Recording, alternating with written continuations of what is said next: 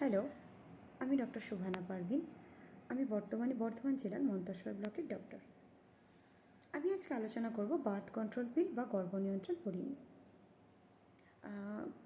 কিছু পেশেন্ট, বিশেষ করে যারা নিউলি ম্যারিড বা নতুন যাদের বিয়ে হয়েছে, তাদেরকে যদি এরকম পিল প্রেসক্রাইব করা হয়, তাহলে কিন্তু পেশেন্ট সেই ওষুধগুলো বা এই পিলগুলো নিতে চায় না।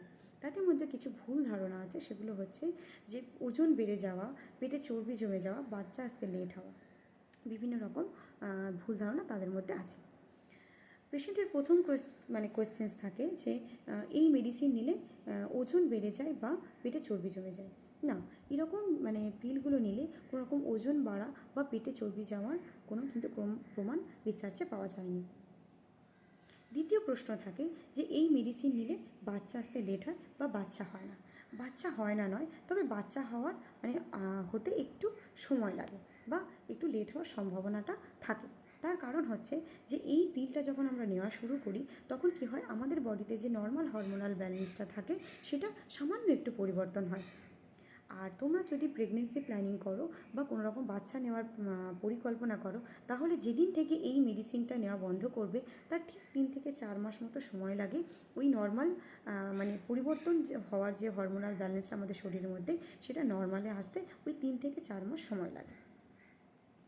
থার্ড কোয়েশ্চেন্স থাকে যে এই পিলের সাইড এফেক্ট কী, এই গর্ভনিয়ন্ত্রণ বড়ি বা বার্থ কন্ট্রোল পিলের সাইড এফেক্ট কী। সাইড এফেক্টগুলো হচ্ছে নজিয়া, বমি বমি ভাব হওয়া, ভমিটিং, বমি হওয়া, ডিজিনেস, মাথা ঘোরা, হেডেক, মাথা ব্যথা বা ব্রেস্ট টেন্ডার স্তন শক্ত হয়ে যাওয়া। হ্যাঁ, প্রথম যারা এই মেডিসিন নেওয়া শুরু করো, তাদের কিন্তু এরকম অল্প বিস্তর সাইড এফেক্টগুলো থাকতে পারে। তারপরে আস্তে আস্তে ধীরে ধীরে কী হয়, আমাদের শরীরে ডিজলভ হয়ে যায়। তারপরে আমাদের শরীর কিন্তু এই মেডিসিনটাকে অভ্যেস করে ফেলে। আর অবশ্যই কিন্তু ডাক্তারের পরামর্শ অনুযায়ী সঠিক ওষুধটা কিন্তু নেওয়াটা উচিত। তোমার বিভিন্ন রকম শারীরিক কন্ডিশন বা শারীরিক কিছু অসুস্থতা ডক্টর জেনেই কিন্তু এরকম মেডিসিনগুলো তোমাকে প্রেসক্রাইব করবে। তাহলে ফোর্থ কোয়েশ্চেন থাকবে যে কী কারা কারা এই মেডিসিন নিতে পারে না বা এই পিলগুলো নিতে পারে না।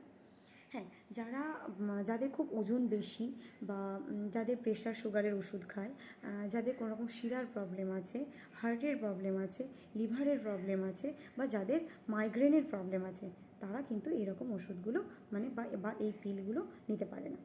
তাহলে অবশ্যই কিন্তু ডাক্তারের কাছে গিয়ে ডাক্তারের পরামর্শ অনুযায়ী কিন্তু এই সঠিক বার্থ কন্ট্রোল পিল নিতে হবে।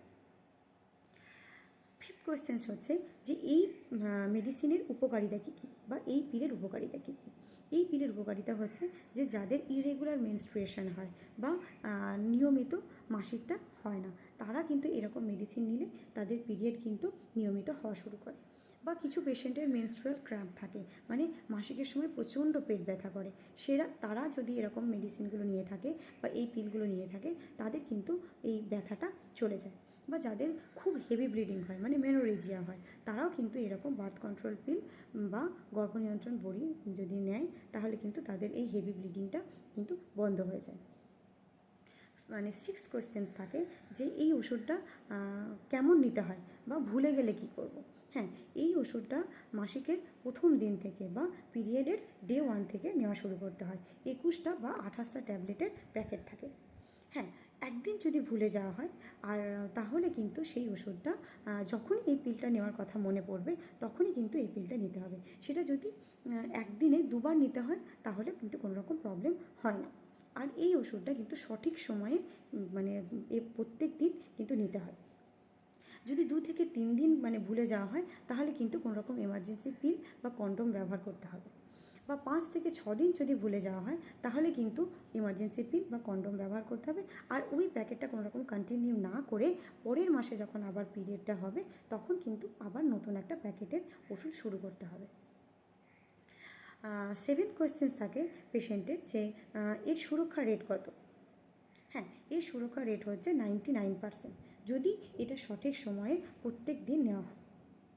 আর হ্যাঁ, যারা নিউলি ম্যারিড কাপল, তারা যদি এরকম মেডিসিন বা এরকম পিলগুলো নেওয়া নিতে থাকে, তাহলে কিন্তু অবশ্যই তাদেরকে কিন্তু এমার্জেন্সি পিল বা কন্ডোম ব্যবহার করতে হবে মোটামুটি 2 থেকে 3 মাস। তারপরে ধীরে ধীরে সেটা অভ্যাস হয়ে গেলে আর মানে এমার্জেন্সি পিল বা কন্ডোমের কোনো রকম প্রয়োজন পড়ে না।